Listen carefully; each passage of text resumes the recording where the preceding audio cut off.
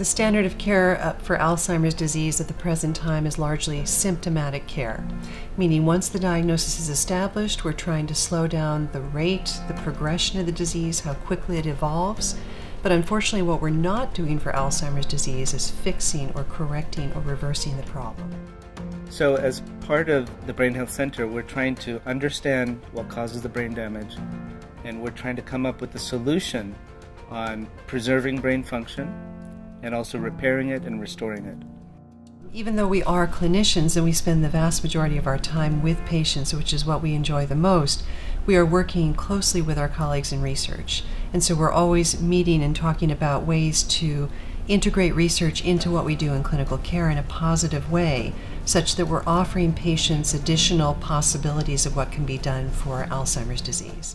So for example, we're about to start a 12-month intervention study where we're looking at a precision medicine approach to lifestyle modifications in older adults with memory impairments and early Alzheimer's disease. And for that study, we're taking a 4-pillared approach where we're doing aggressive physical activity interventions, cognitive stimulation interventions, diet nutrition counseling, and also environmental management and medical management. We're getting things from the bench to the bedside through translational medicine in an efficient way that makes sense. And it's exciting to be able to use really new cutting-edge techniques like quantitative EEG, which is beginning to look at novel brainwave patterns that may be an early sign of disease. Because unfortunately, not all dementias have a clear path to diagnosis.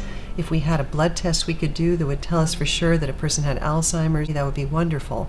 But we don't necessarily have those kind of simple tests. So it's often a compilation of data that comes together to make a diagnosis of dementia, and specifically what type of dementia.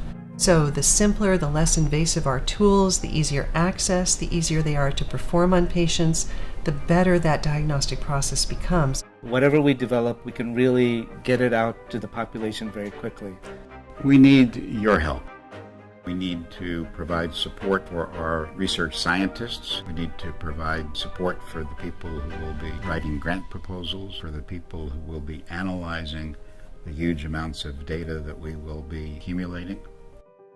Every dollar that we're able to raise to support the research of the Pacific Brain Health Center will allow us to reach those breakthroughs at a much earlier stage.